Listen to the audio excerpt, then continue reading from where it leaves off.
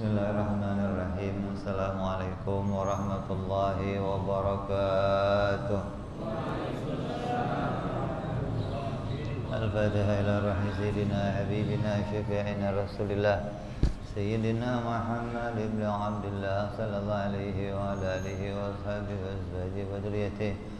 Inna Allah ya'li darajatihim bil jannah wa yanfa'una bi asrarihim wa anwarihim wa ilumihim wa nafahatihim wa barakatihim fid dini wa dunya wal akhirah wa yaj'aluna min hisbihim wa yarzuquna mahabbatahum wa yatawaffana ala millatihim wa yahsyurna fi zumratihim bil afiyatin wa salamatin.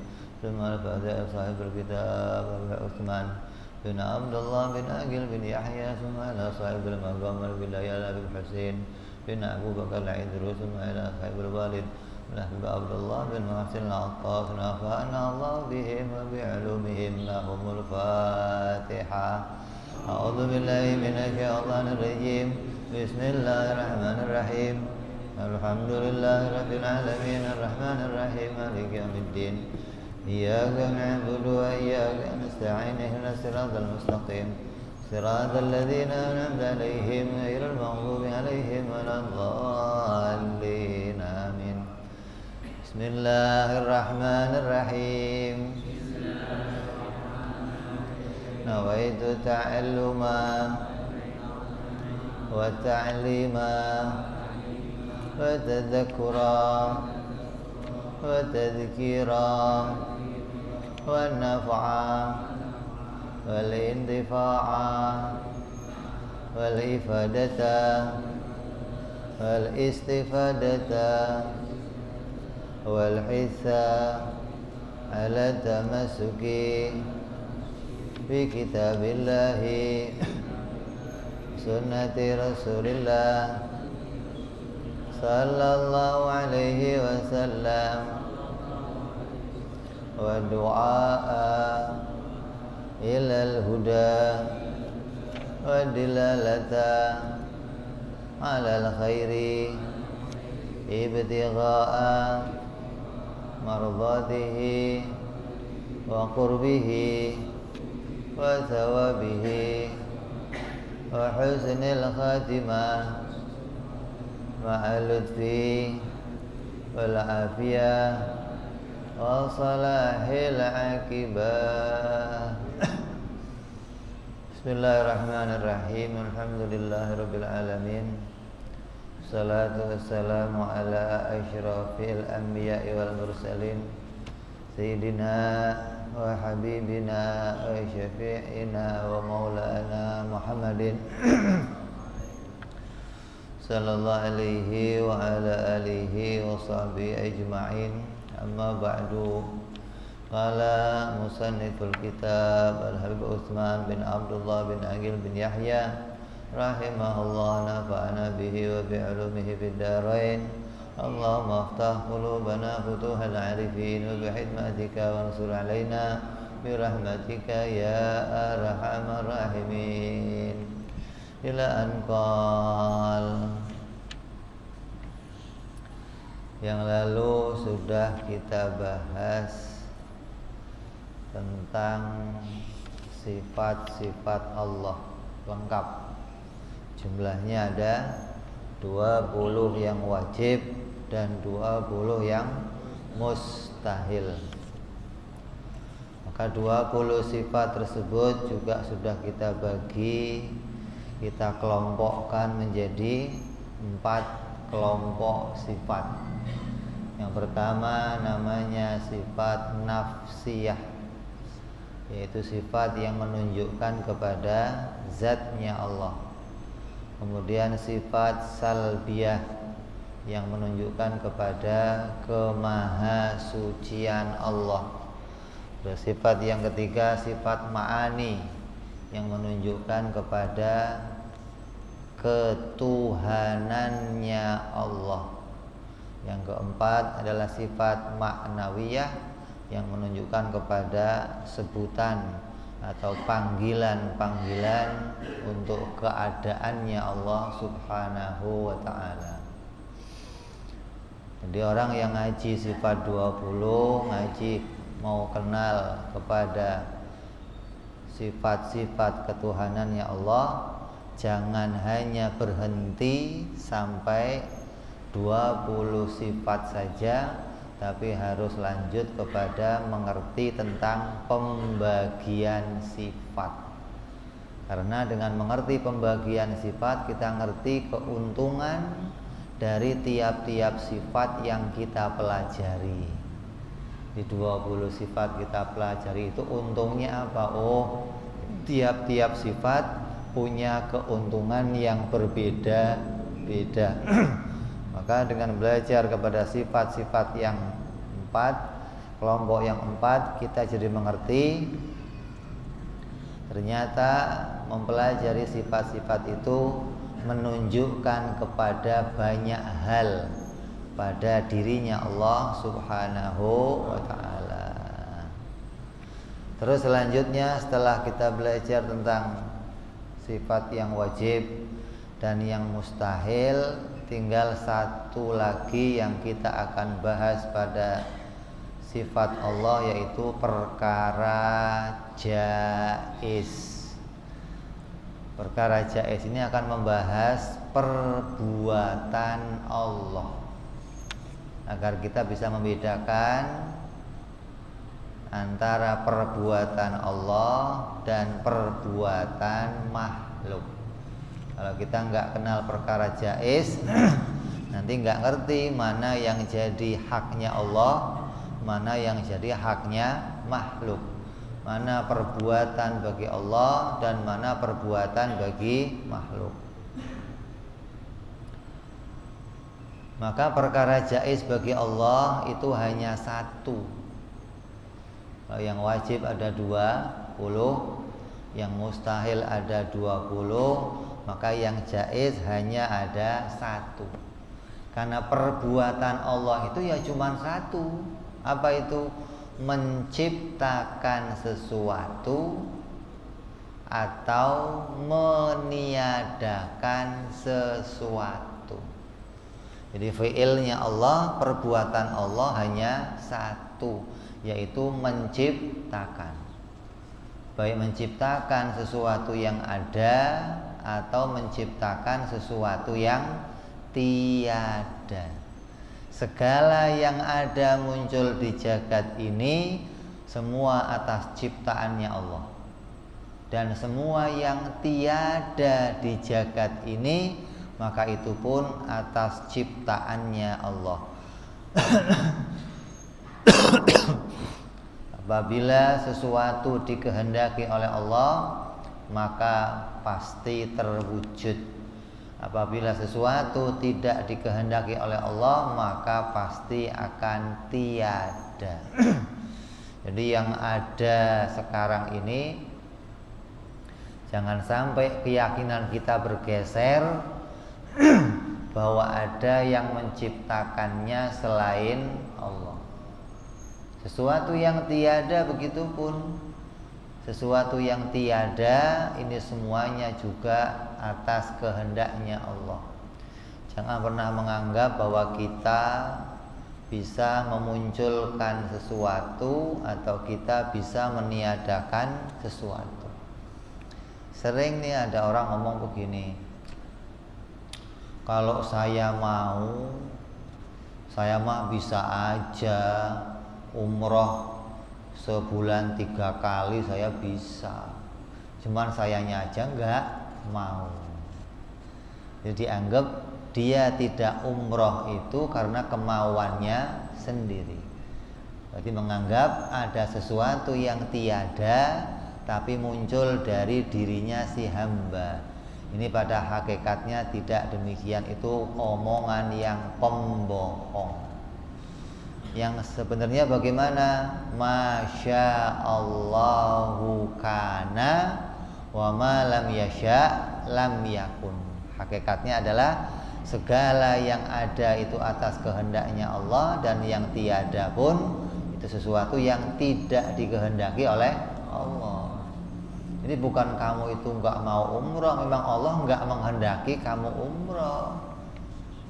Cocok sama maunya kamu tidak mau umroh gitu loh. Jadi banyak orang yang salah beranggapan karena nggak pernah ngerti pada perkara jaiz bagi Allah Subhanahu wa ta'ala.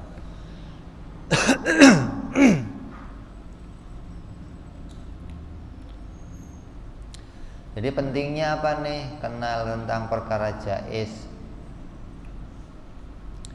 biar kita menjadi orang yang ngerti tentang apa yang diciptakan oleh Allah Subhanahu wa ta'ala. Dan kita nggak salah mengenali perbuatan Allah. Karena di Quran itu banyak, Al-Quran menyebutkan tentang perbuatan Allah. Tapi terkadang ada perbuatan-perbuatan yang disebut dalam Al-Quran, tapi perbuatannya seperti perbuatan makhluk. Kayak di Quran Allah katakan apa? Allah turun sepertiga malam. Turun itu kerjaannya siapa? Makhluk. Di Quran disebut Allah turun. Ada lagi ayat yang lain, wa jaa'a rabbuka wal malaku soffan soffa. Dan telah datang Tuhanmu. Datang itu kerjaannya siapa? Makhluk. Pergi, pekerjaan makhluk. Tapi di Quran disebutkan Allah datang. Nah, kita mau ulas di sini, hati-hati nih biar jangan sampai keliru. Segala perbuatan yang disifatkan kepada Allah, yang perbuatan itu mirip atau sama dengan perbuatan makhluk, maka harus ditakwil, harus ditafsirkan. Jangan perbuatan itu kita sifatkan kepada Allah. Karena kemarin kita udah ngaji Allah Maha Suci dari segala keadaannya makhluk. Baik suci dari zatnya makhluk, suci dari sifatnya makhluk, maupun suci dari perbuatan makhluk. Jadi kalau ada kata-kata di Quran Allah itu datang, artinya apa? Ya dikembalikan kepada perbuatan utamanya Allah. Apa itu? Menciptakan. Jadi kalau Allah datang maknanya apa? Allah mendatangkan gitu. Bukan Allahnya yang datang kucluk bukan.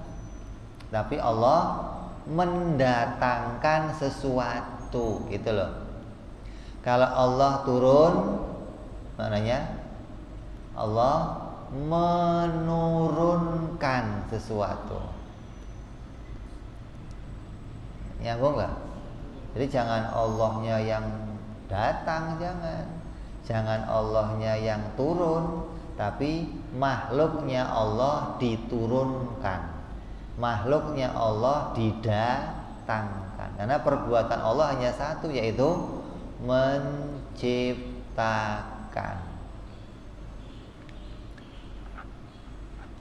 Terus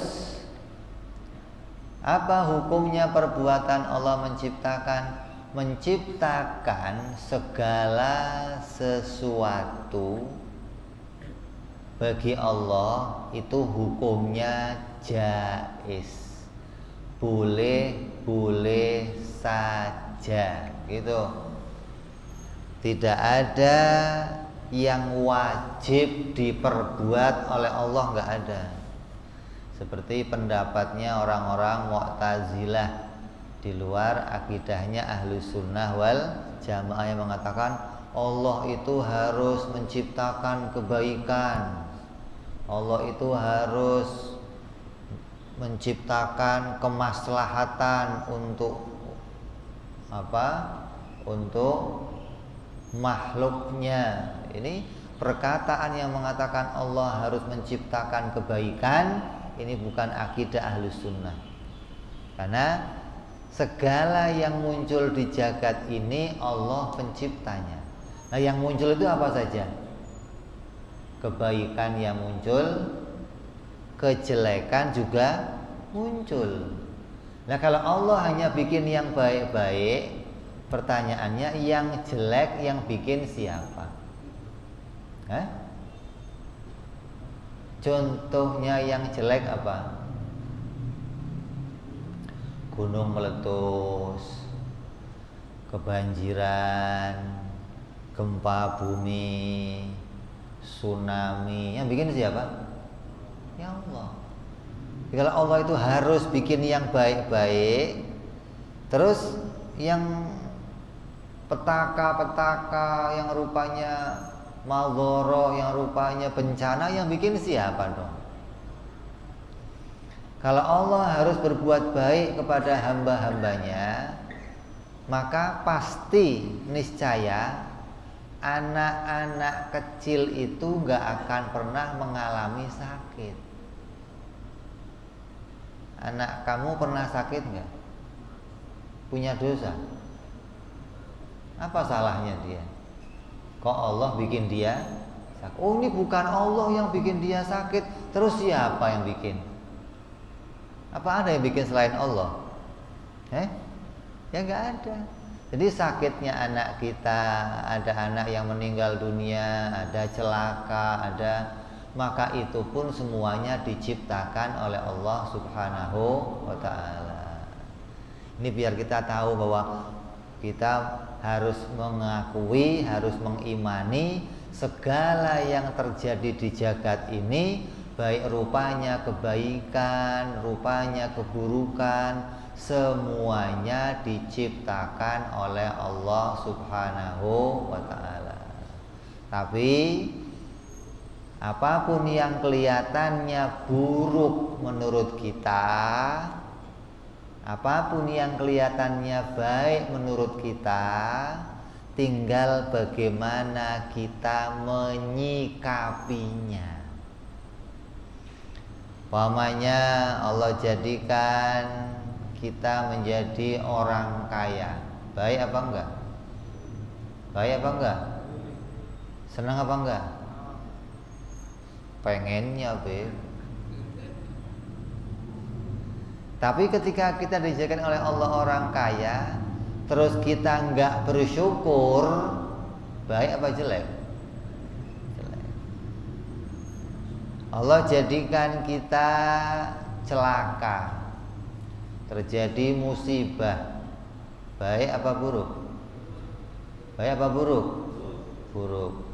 Tapi kita jadi orang yang sabar gara-gara celaka itu, baik apa buruk?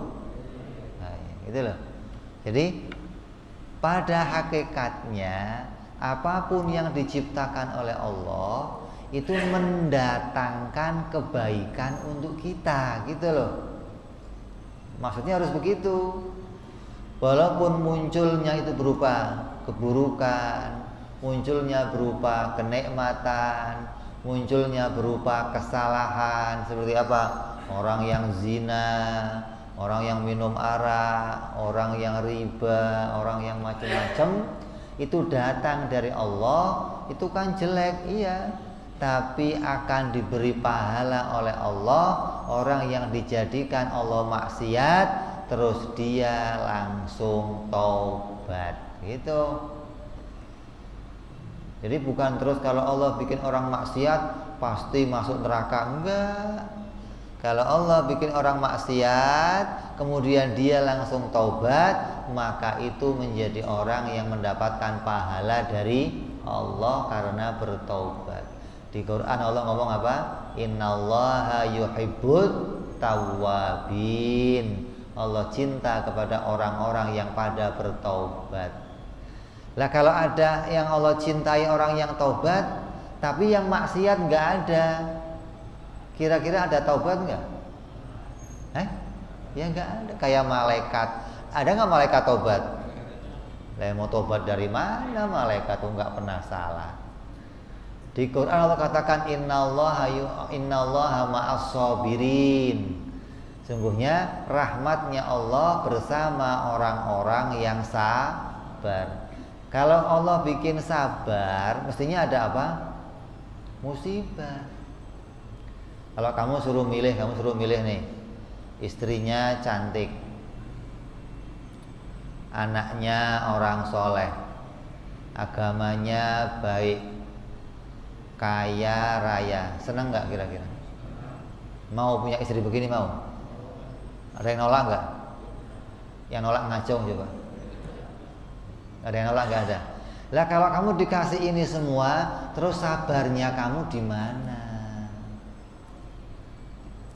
Ada istri udah jelek, cerewet, miskin, ngeyelan lagi. Ada? Itu jadi apa? Jadi sabarnya kalian. Allah angkat derajat seseorang karena kesabarannya. Maka para nabi saja ada yang dapat julukannya apa? Ulul azmi. Siapa mereka? Orang-orang yang paling penyabar. Kenapa? Karena mendapatkan banyak ujian dari Allah Subhanahu wa ta'ala. Gitu loh. Jadi segala yang muncul, berbagai macam kejadian, ini Allah yang bikin semuanya. Tapi ini semua hikmahnya akan membawa kebaikan untuk kita apabila kita menyikapinya dengan benar. Kalau kita menjawabnya dengan benar. Allah bikin kita sakit, kita sabar, terus berobat, berharap mendapat kesembuhan dari Allah. Maka yang demikian menaikkan derajatnya seseorang, akan menjadikan ampunan bagi dosa-dosanya seseorang. Tapi kalau Allah bikin kita sakit, terus kitanya ngedumel, kitanya rewel, kitanya dongkol, sakit lagi, kapan sembuhnya ini sayang. Baik apa jelek? Kenapa? Hilang nilai kesabaran bagi seseorang. Hilang nilai sabarnya, hilang pula pahala dari Allah Subhanahu wa ta'ala. Ada orang yang dijadikan miskin sama Allah. Terus ya Allah, saya bosan jadi orang miskin. Ya Allah, kok miskin aja ya Allah, gimana sih ya Allah? Hilang kesabarannya, nilai sabarnya nggak ada, maka nggak ada pahala dari Allah. Miskinnya mah tetap, pahala sabarnya hilang, rugi dua. Nah, itu loh. Apa terus kalau kamu ngomong ya Allah saya capek jadi orang miskin, terus berubah jadi orang kaya gitu? Ya enggak, kismin aja terus. Ada lagi yang udah miskin, sabar enggak, salah jalan, apa? Pergi ke dukun. Kata dukun apa? Cari ayam hitam sama ayam putih. Kaya enggak? Enggak kaya juga. Udah miskin, sabarnya hilang, ke dukun lagi, salah 3 kali udah itu. Maka ini perkara jaiz ini Allah ciptakan kepada kita. Ini seakan-akan Allah itu membuat game. Kamu tahu game nggak? Game itu apa? Permainan. Anak-anak paling senang namanya game, ya. Ada game apa aja? Kita masih kecil itu sering main apa namanya? Game baik di handphone atau di PlayStation ya, ataupun di mana sering ya. Kalau dulu waktu kita kecil ada namanya dingdong. Apa itu dingdong? Ya. Isinya apa itu? Permainan. Cuman kalau permainannya dunia nilainya apa? Poin. Dapat poin sekian, poin sekian, poin. Kalau gamenya Allah dapatnya 2, pahala atau dosa, gitu loh. Jadi apapun yang Allah jadikan ini bagian dari game yang Allah letakkan pada kita. Tinggal bagaimana kita menjawabnya. Kalau kita jawab dengan baik, dapatnya apa? Pahala. Kita jawab dengan jelek, dapatnya dosa. Ketika pahalanya udah banyak, puncak, Allah kasih hadiah apa? Surga. Mati husnul khotimah. Gitu loh. Jadi sebenarnya orang kafir itu juga oleh Allah tiap hari dikasih hidayah. Gak ada orang kafir oleh Allah dibiarkan, gak ada orang kafir itu tiap hari oleh Allah dikasih petunjuk. Cuman merekanya saja yang gak mau ngambil, gitu loh. Merekanya yang menolak untuk mendapatkan, untuk mengambil petunjuk dari Allah Subhanahu wa ta'ala, gitu loh. Ibaratnya ada bonus yang disiapkan dari tiap-tiap permainan itu, mereka melewatinya, nggak diambil bonusnya, hingga mereka nggak dapat hidayah dari Allah. Artinya nggak mengambil hidayah tersebut, nggak mengambil keuntungan tersebut. Karena kalau ada orang kafir kemudian dia nggak mendapatkan petunjuk dari Allah, Allah nggak akan menyiksanya, nggak akan. Ada orang kafir nih, dia tinggalnya di dalam hutan, nggak ada kiai ke sono, nggak ada nabi ke sono, nggak ada ulama yang ke sono, nggak ada ustadz ke sana. Terus dia mati dalam keadaan kafir, maksudnya mana? Masuknya mana? Surga. Allah nggak akan menyiksa. Kenapa? Karena dia nggak mendapatkan berita dari Allah. Terima kasih. Gitu loh. Jadi selagi dia nggak dapat berita apa-apa, Allah nggak akan menyiksanya. Maka orang kafir yang akan dihukumi matinya kafir dan masuk neraka ketika apa?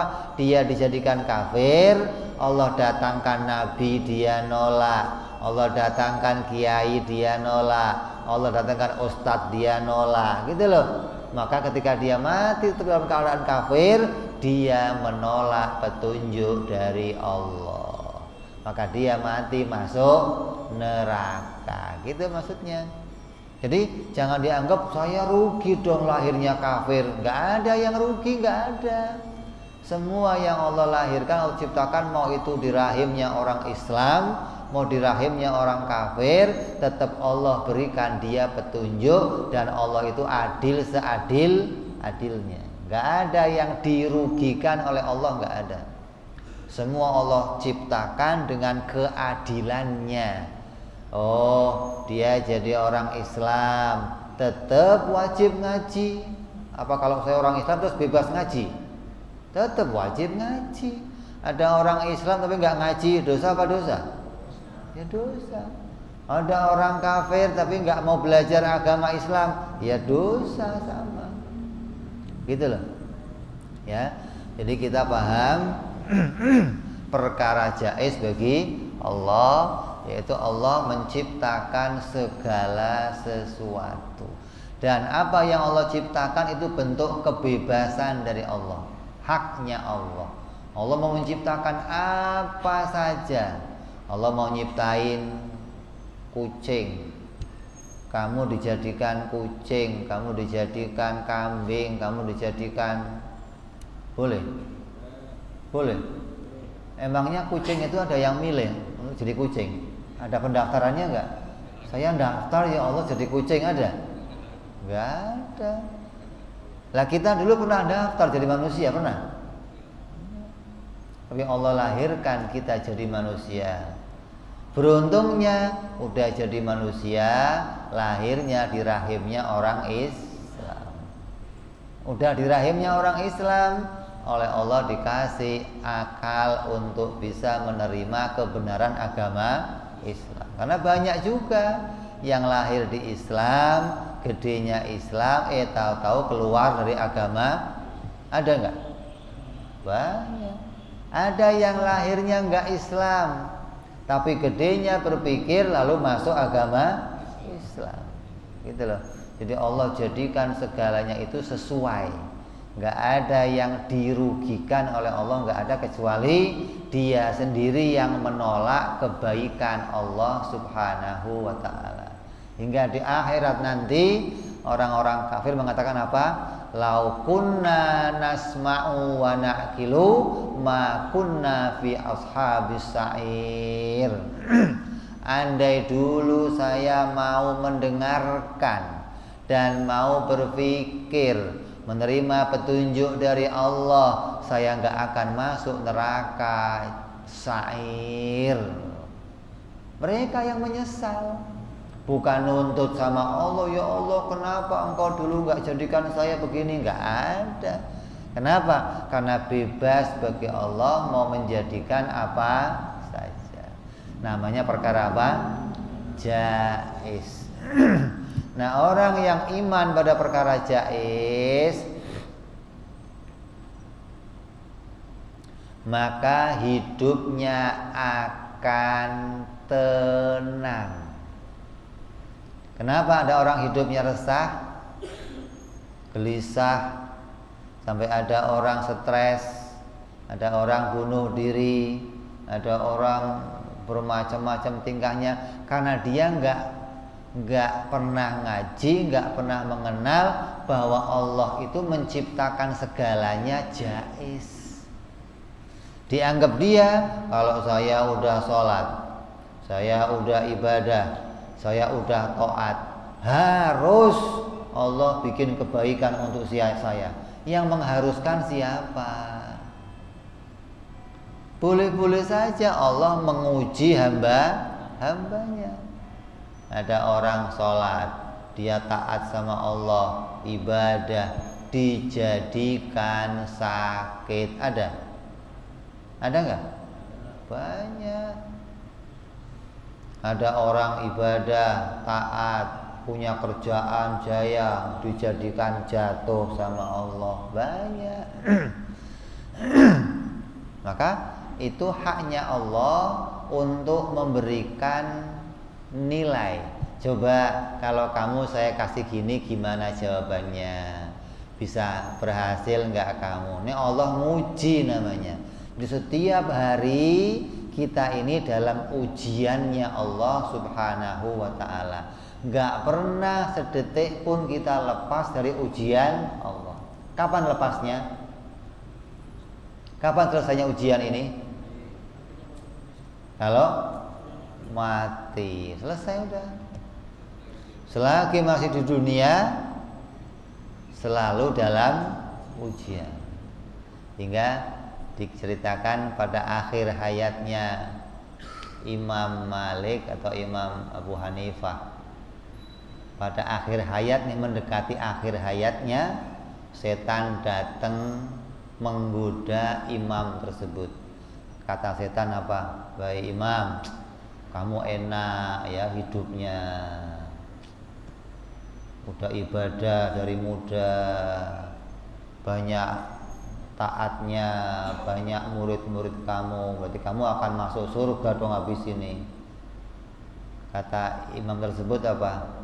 Enggak ada yang aman sebelum saya benar-benar mati. Selagi saya masih ketemu kamu, masih terus ujian Allah mendatangi saya, walaupun pada saat sakaratul maut. Gitu.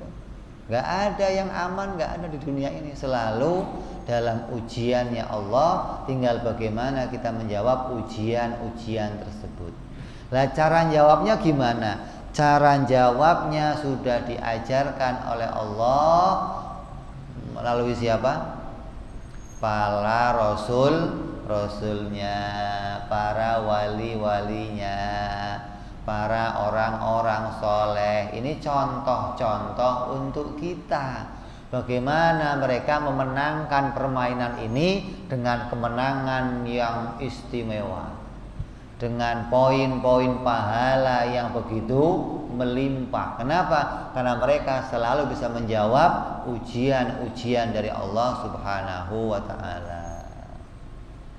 Jadi pandangan kita, makanya tiap-tiap orang-orang soleh, orang tua kita selalu yang diceritakan nih, ceritanya Habib Hussein, ceritanya wali anu,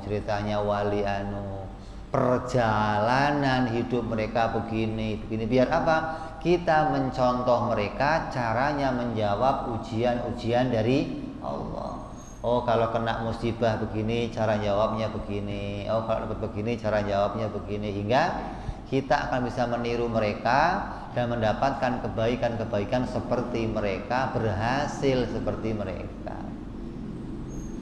Ya, ini merupakan apa? Perkara jaiz yang wajib kita imani. Di antara perkara jaiz bagi Allah apa? Bahwa Allah Subhanahu wa ta'ala boleh menjadikan kebaikan dan keburukan. Segala yang muncul di jagat ini rupanya apa saja itu muncul dari ciptaannya Allah Subhanahu wa ta'ala. Nah, kalau saya ngomong ini bikinan saya, ini kerjaan saya, ini hasil saya, boleh nggak Beb? Ya boleh saja. Tapi itu hanya pada lisan kita. Hati kita mengakui ini terjadi atas pertolongan Allah. Seperti ngomong, saya sudah mengerjakan sholat, saya sudah membangun rumah, saya sudah punya amal soleh, saya sudah begini, saya sudah begini. Boleh kita mengatakan begitu, tapi kita hakikatnya ngerti itu semua terjadi atas pertolongannya Allah, bukan atas kemampuan kita sendiri, bukan. Kamu bisa sholat itu bukan kemampuan kamu sendiri, bukan. Kalau Allah nggak menolong kita sholat, kita nggak akan bisa sholat. Boro-boro sholat, mau ngangkat tangan aja nggak bisa. Ngangkat tangan ini atas pertolongannya Allah. Allahu Akbar. Hingga setiap waktu kita akan jadi orang yang bisa mengakui bahwa Allah betul-betul menolong tiap-tiap perbuatan hamba-hambanya. Dengan begitu apa? Hidupnya tenang.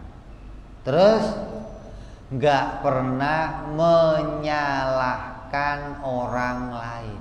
Nah, ini penting nih. Ya. Banyak orang gara-gara kamu nih saya begini, gara-gara kamu saya gagal, gara-gara kamu saya rugi, gara-gara kamu saya celaka, gara-gara kamu ini. Dia nggak melihat perbuatannya Allah, dia lupa, dia terhalang sama segala sesuatu hingga nggak menyaksikan kalau aslinya itu diciptakan oleh Allah Subhanahu wa ta'ala. Nah, orang yang nggak bisa lihat ini bagaimana? Hidupnya selalu nyalain orang lain. Ketika hidupnya selalu nyalain orang lain, pasti hidupnya nggak akan tenang.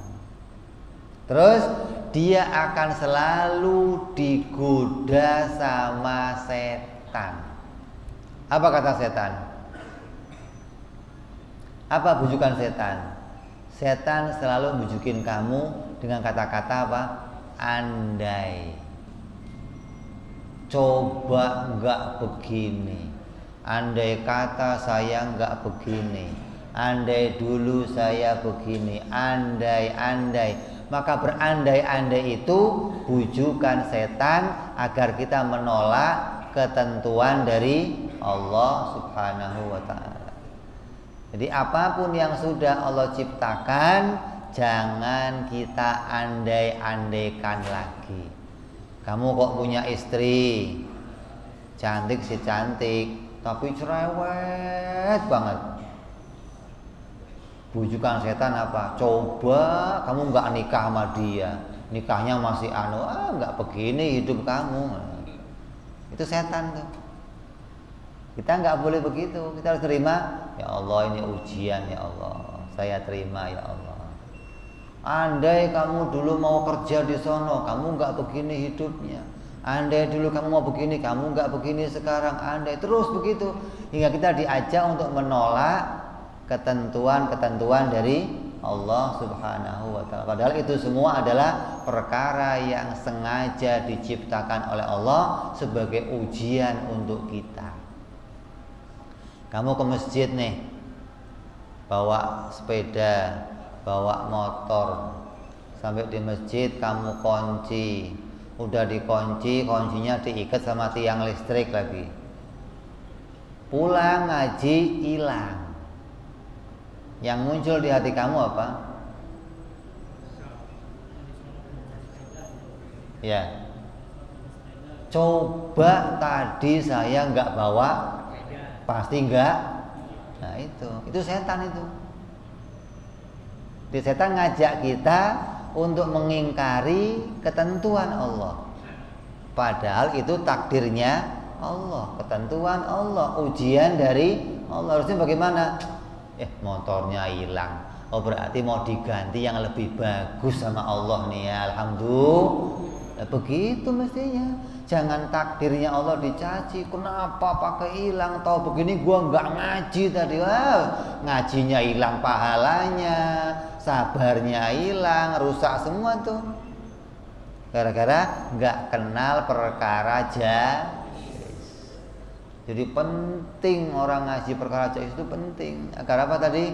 Hatinya tenang, tidak mudah nyalahin orang lain. Terus nggak tergoda bisikannya setan dengan kata-kata andai kata, coba dulu saya nggak begini, andai. Hilang tuh gara-gara kenal perkara jais. Terus nggak mengharuskan Allah, kan saya udah doa ya Allah, sholat duha udah, tahajud udah, wiritan sudah, kok masih miskin aja, gimana ya Allah? Nggak pernah nyalain begitu, nggak pernah. Karena tahu miskin itu juga ujian dari Allah Subhanahu wa ta'ala. Kalau kita terima, itu bisa mendatangkan pahala yang banyak dari Allah Subhanahu wa ta'ala. Kenapa? Ujiannya para nabi itu juga miskin. Rasulullah doanya apa?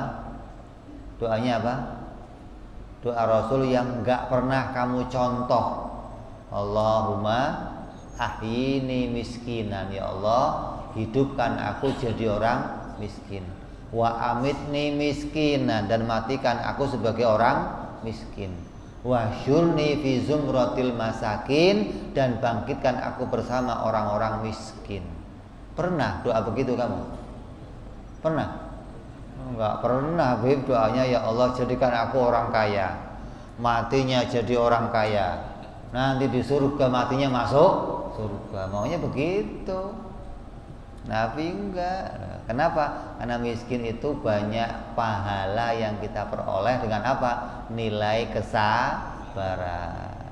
Jadi apapun yang kita lihat terjadi di jagat ini, baik yang menimpa diri kita, menimpa orang lain, itu semua Allah yang menjadikannya. Dan ini jadi ujian untuk tiap-tiap hambanya Allah Subhanahu wa ta'ala. Tinggal bagaimana kita menjawabnya. Kalau jawabannya benar, dapat pahala yang banyak dari Allah. Kalau jawabannya salah, maka dapat kerugian. Mana yang bagian azan? Ada. Kita masuk Isya, kita dengar azan sebentar. Wallah.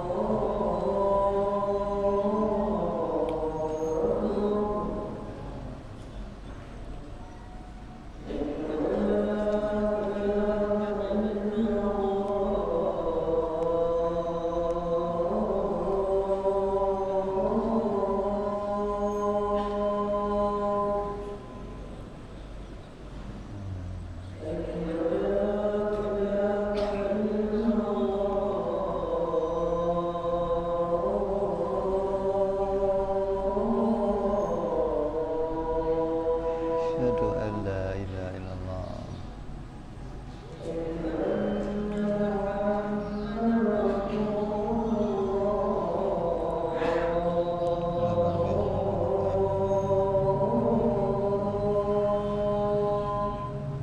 Asyhadu anna Muhammadar Rasulullah.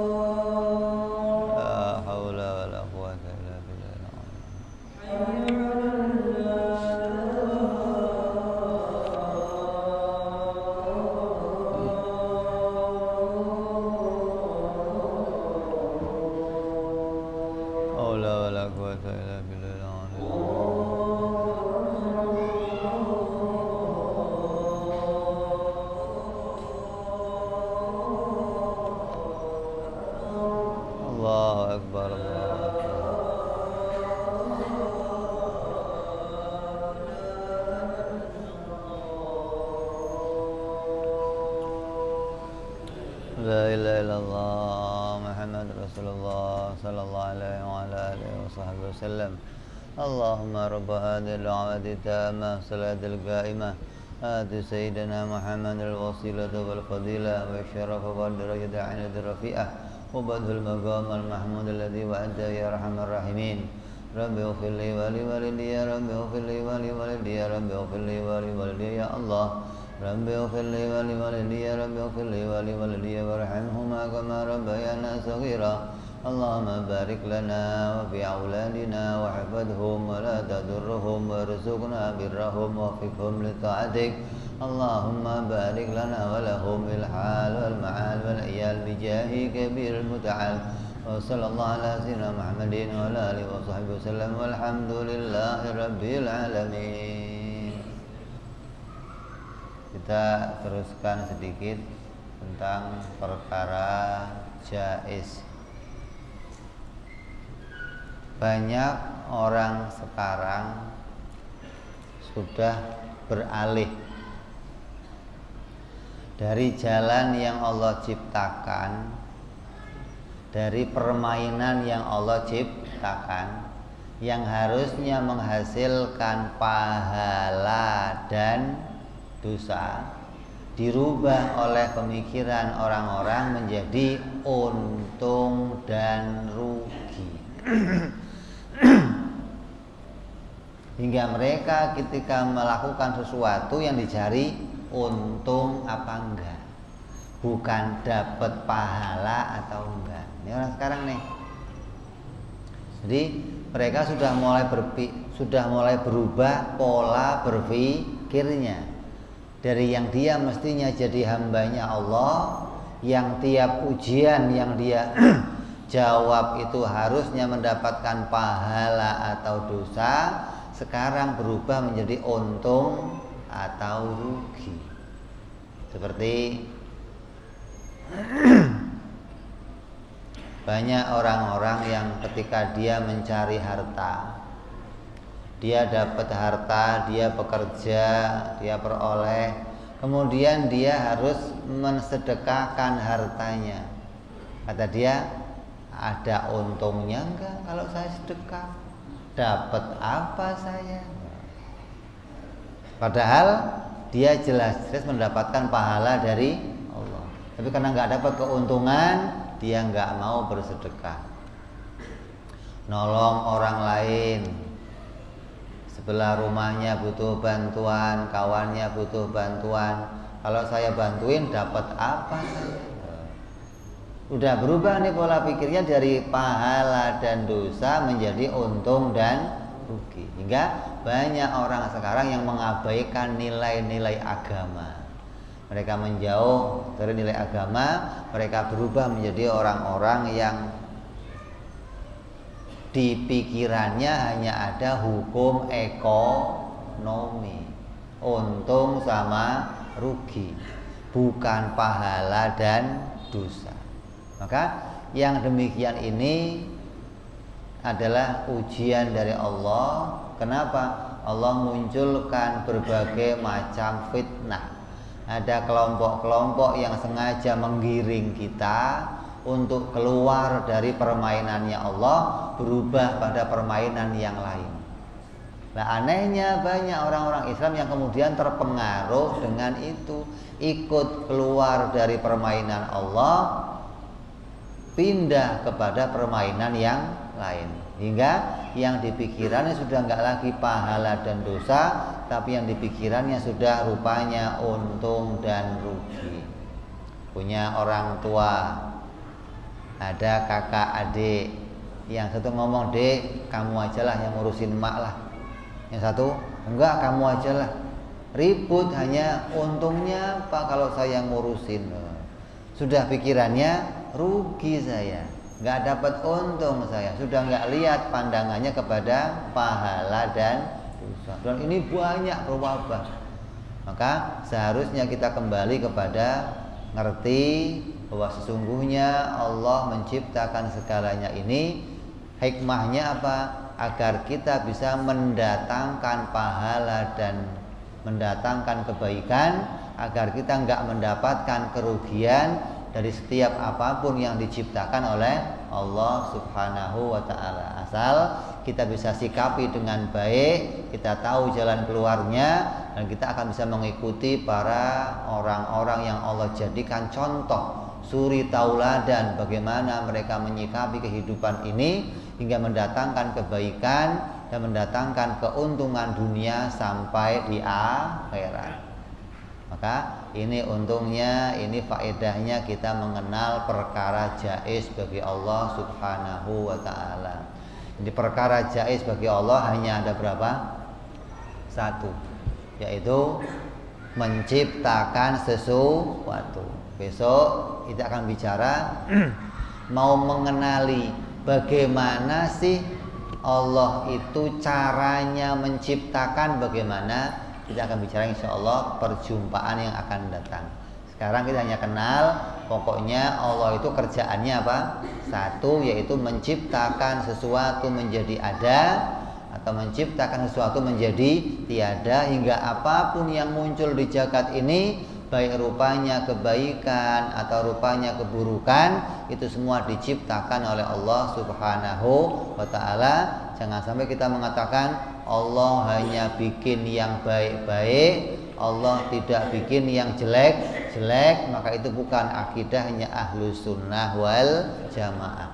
Ahlus Sunnah akidahnya segala yang muncul di jagat ini semua diciptakan oleh Allah, baik itu rupanya kebaikan, keburukan, kemaksiatan, dan itu semua menjadi ujian bagi hamba-hambanya Allah, bagaimana mereka menjawabnya dengan jawaban yang baik. Ketika dijawab dengan baik, pasti mendatangkan maslahat dan keuntungan berupa apa? Pahala dan keridhaannya Allah Subhanahu wa ta'ala. Mudah-mudahan kita semua bisa menjawab setiap ujiannya Allah, menjadi orang yang diridhoi oleh Allah dan mendapatkan keuntungan dunia sampai akhirat. Amin ya rabbal. Barangkali ada yang mau bertanya.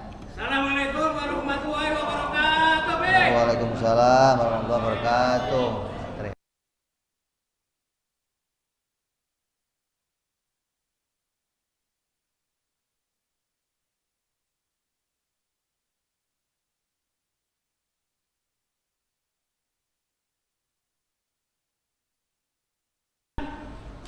Kakaknya dan nikah lagi dengan adiknya, satu kandung, Bib. Waktu nikah sama adiknya yang kedua, itu manggil ustaz. Ya ceramahnya macam-macam lah gitu. Ya ini setelah saya tahu, sekarang udah bangkrut Bib. 30 tahun yang lalu jaya, sekarang bangkrut, kempis. Nanya, Ji, saya ini bagaimana Ji? Tobat saya diterima apa enggak? Karena gini Bib, istri yang tua ini udah meninggal, belum dicerai sudah meninggal. Nah terus saya ini walatafrobun tidak. Jadi saya selama ini kan zina, kan haram Bib ya, haram. Seorang laki-laki nikah dengan satu kandung, kakak dan adik. Nah ini ngomong, minta solusi sama saya. Ini kalau saya tobat diterima apa enggak Ji? Terus saya jawabnya gini, Bib. Ya namanya tobat ya mudah-mudahan Allah terima. Nah, Mudah-mudahan diterima gitu. ya mudah-mudahan diterima. Solusinya kan gini Bib. Saya minta solusinya menurut Habib nih gimana? Ini istri yang udah tua udah meninggal, tapi kan belum cerai, hukumnya haram. Terus zina terus dia punya anak. Nah solusinya anak ini gimana Bib? Yang saya tanyakan gimana Bib, ini orang tempat ini diterima apa enggak? Assalamualaikum warahmatullahi wabarakatuh. Assalamualaikum warahmatullahi wabarakatuh. Asalkan dia mengakui yang haram itu haram, dia tetap jadi orang Islam. Kecuali mengatakan enggak apa-apa. Nah, kalau ngomong enggak apa-apa berarti sudah merubah hukum Islam. Hukumnya kafir murtad. Selagi dia masih ngakui, oh iya ini haram, saya berdosa dan saya mau tobat, tobatnya insya Allah diterima oleh Allah Subhanahu wa ta'ala. Solusinya apa? Solusinya ya nikah ulang. Karena istri yang pertama udah mati, berarti hitungannya sudah cerai. Maka untuk kawin sama adiknya itu laki-lakinya iddah 40 hari coba. Ya, iddahnya 4 bulan. Jadi untuk nikah ke adiknya nunggu dulu 4 bulan baru boleh nikah sama adiknya, namanya turun ranjang atau naik ranjang. Kalau nikah sama kakaknya si perempuan namanya naik ranjang. Kalau nikah sama adiknya namanya turun ranjang gitu. Jadi boleh nikah lagi sama adiknya nunggu 4 bulan. Mati istrinya, tunggu 4 bulan baru kawin sama adiknya. Kan biasanya yang iddah perempuan kan ya. Suami mati, perempuan mau kawin lagi, perempuannya iddah berapa? 4 bulan 10 hari. Ini laki-laki juga ada iddahnya. Kalau dia mau turun ranjang. Istrinya mati, dia mau kawin sama adiknya, nunggu dulu 4 bulan baru boleh kawin sama adiknya. Jadi solusinya itu, taubatnya dengan apa? Nikah lagi secara agama resmi. Lah anak yang sudah terlanjur bagaimana? Ya sudah terjadi bagaimana? Tinggal nanti ketika anak itu kawin, dia jangan jadi walinya gitu. Walinya harus wali hakim. Oke? Selesai? Ada yang lain? Ya. Ada mic-nya enggak? Mana mic? Kasih mic-nya jadi benar. Kasih mic kok dipendam.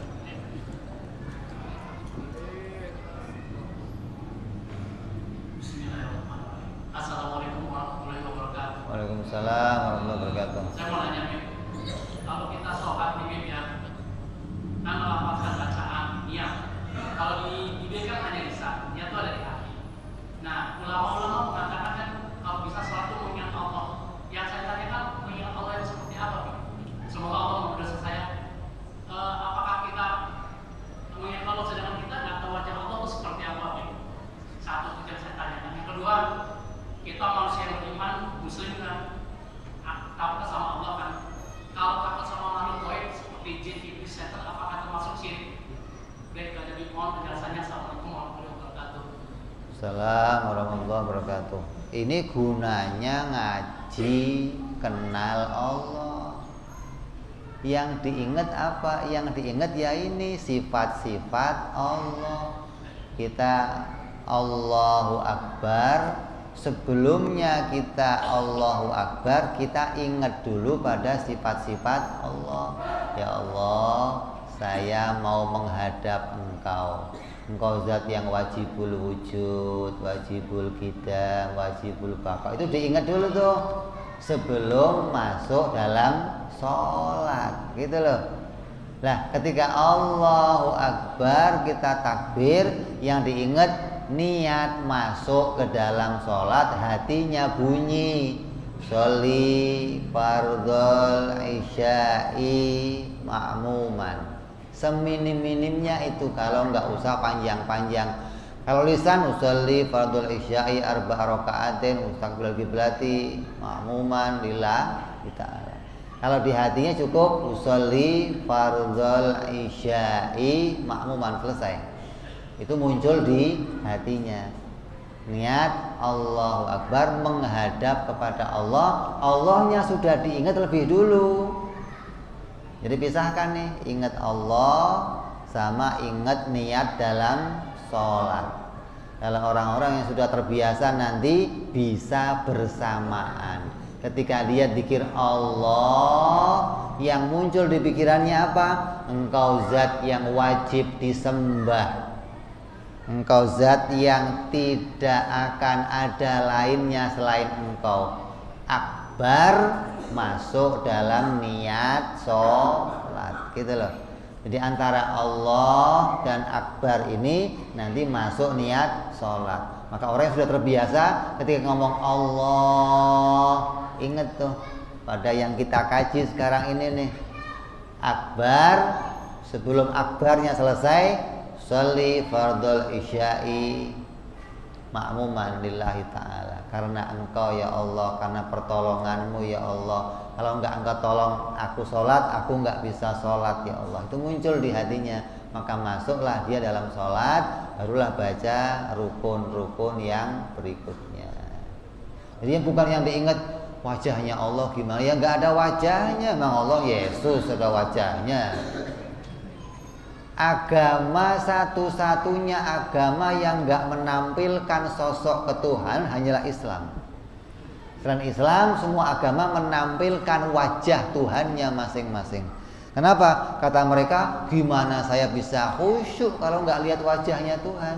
Umat Islam, kita dikasih akal, kita bisa mengimani sesuatu, enggak perlu pakai ngeliat. Enggak perlu pakai, kita punya kamu tidur, pagi-pagi bangun, tanah basah, genteng basah, pohon basah, jalan basah. Pasti semalam perlu nggak lihat hujannya? Perlu nggak lihat hujannya? Nggak perlu. Gitu loh. Kita diciptakan Allah, ada urat, darah, jantung, paru-paru, akal, semua lengkap. Dunia ini, langit, bumi, pasti ada yang menciptakan. Nggak perlu lihat yang bikin kayak apa, nggak perlu. Itu akalnya orang Islam begitu, hingga nggak perlu lihat zatnya Allah. Kita ibadah kepada Allah, taat kepada Allah, tunduk kepada Allah, karena Allah karuniai kita akal yang sehat. Terus yang kedua apa? Orang beriman takut sama yang gaib. Memang itu Allah ciptakan agar kita punya rasa takut. Sengaja Allah ciptakan. Tapi Allah ciptakan itu agar kita minta perlindungan kepada Allah. Makanya kadang apa? Fasta'id billah. Maka minta perlindunganlah kamu kepada Allah. Gitu loh. Memang Allah mau bikin itu, Allah perintahkan kita minta lindung kepada Allah. Jangan sampai ada setan, ada jin, ada genderuwo, kita minta tolong yang sama jimat. Kan repot ini. Sama dukun, pergi ke dukun, pakai jimat ini, jimat. Saya mas sekarang udah nggak takut lagi, udah pakai jimat. Allah kemana? Nggak terhitung. Maka itu bukan jawaban yang baik. Jadi takutnya kita sama jin, sama yang lain bukan bentuk kesyirikan. Kenapa? Karena memang itu Allah ciptakan agar kita minta lindung kepada Allah. Ketika kita minta lindung sama Allah, dapat pahala kita. Semakin banyak kita minta lindung kepada Allah, semakin banyak pahala yang kita peroleh. Mau sholat, a'udzubillahi minasyaitonirrajim. Mau ngaji, a'udzubillah. Mau masuk WC, a'udzubillah. Mau keluar rumah, a'udzubillah. Semua minta lindung kepada Allah. Bentuknya kita dapat pahala dari Allah Subhanahu wa ta'ala. Jadi bukan terus orang mau takutnya harus sama Allah. Beda, takut sama Allah itu mendekat gitu loh. Kalau takut sama makhluk menjauh, bukan terus malah mendekat sama jin, kan enggak. Kita takut sama jin, menjauh dari jin. Takut sama macan, menjauh. Jangan takut tapi dekat, jangan digigit akhirnya. Ya. Jadi memang itu Allah ciptakan agar kita minta perlindungan kepada Allah Subhanahu wa ta'ala. Ada lagi? Udah? Ya, betul. Assalamualaikum warahmatullahi wabarakatuh. Assalamualaikum warahmatullahi wabarakatuh. Sabib ini di kehidupan masyarakat sehari-hari, apakah ada dalil atau di Al-Quran? Karena di masyarakat ada yang namanya bank keliling, gitu. Bank keliling. Bank keliling, tapi bukan dari sebuah bank, bukan. Nah, terus bank keliling ini seseorang mengambil tapi disebarkan lagi ke masyarakat. Nah, apakah hasil orang ini yang menyebarkan masyarakat terus dibelikan makanan, diberikan kepada masyarakat lagi tetangga, apakah hukumnya diperbolehkan atau tidak? Itu yang satu. Yang kedua, kalau orang yang usaha, apakah dagang, apa bisnis, dia berkiblat atau minta aji-ajian kepada dukun, itu hukumnya gimana, Bil? Terima kasih. Assalamualaikum warahmatullahi wabarakatuh. Salam. Bank keliling itu maksudnya ngerentenin. Yes. Hah? Titil. Hah? Ya semacam Lintah darat. Ya hukumnya jelas. Hukumnya jelas apa? Haram. Udah mau dipakai nama apa saja lah, mau di lintah darat, mau buaya darat, mau apa kayak. Yang penting pinjem duit, pulangnya duit pakai nambah. Hukumnya haram. Kalau yang nambahin itu kita yang nentuin, sunnah malah. Kamu pinjam duit 1 juta. Nih, nanti saya nambahin cepek ya. Yang ngomong saya, itu sunnah hukumnya. Yang meminjam, bukan yang minjemin. Kalau yang minjemin yang nentuin, jatuhnya riba. Gitu loh. Tapi kalau saya yang ngomong, gue pinjam duit dong cepet, ntar gue pulangin pego, sunnah hukumnya. Karena Nabi selalu begitu. Nabi kalau pinjam duit selalu ditambahin mulangnya. Kenapa? Tanda terima kasih, gitu loh. Bukan yang nentuin yang. Kalau yang minjemin berarti membungakan, itu nyekek namanya. Udah orang nggak punya duit, gua pinjemin cepet, pulang pego ya, dicekek namanya. Udah nggak punya duit dicekek lagi. Terus yang kedua, orang yang dagang minta doa, minta penglaris dari dukun, hukumnya haram. Kenapa? Bedanya dukun sama ahli hikmah apa? Kalau dukun itu tidak menggunakan ayat-ayat Al-Quran. Dukun itu nggak pakai bacaan-bacaan dari Nabi. Beda kalau ke rumahnya kiai, minta penglaris sama kiai, dikasih jimat sama kiai, boleh. Kenapa? Karena isinya ayat-ayat Al-Quran, doa-doa dari Nabi, dan itu disunahkan, diajarkan oleh para pendahulu kita. Jadi beda nih, ada dukun, ada ahli hikmah. Ahli hikmah mesti isinya ayat-ayat Al-Quran, sunnah-sunnah yang dibaca sama Nabi. Ketika kita nggak bisa bacanya, mereka bungkus sesuatu, taruh di warung kamu biar laris, taruh di warung kamu biar rezekinya gampang. Isinya ngambil keberkahan dari ayat-ayat Al-Quran. Quran hukumnya boleh. Tapi kalau isinya ada rambut hitam 7, ada paku 7, ini yang nggak boleh. Apalagi ayam hitam, ayam putih, ada darah, ada, itu hukumnya haram. Jadi tinggal kemana kita mintanya. Kalau mintanya kepada Allah dengan jalan mengambil keberkahan dari ayat-ayat Al-Quran atau sunnahnya Nabi, hukumnya diperbolehkan. Oke, udah, kita tutup. Kita teruskan yang akan datang insya Allah. Wallahu a'lam bishawab. Ila hadratin Nabi. Al-Fatihah. A'udzu billahi minasyaitonir rajim. Bismillahirrahmanirrahim. Alhamdulillahi rabbil alamin arrahmanir rahim maliki yaumiddin iyyaka na'budu wa iyyaka nasta'in ihdinas siratal mustaqim siratal ladzina an'amta 'alaihim ghairil maghdubi 'alaihim waladdallin amin ya rabbana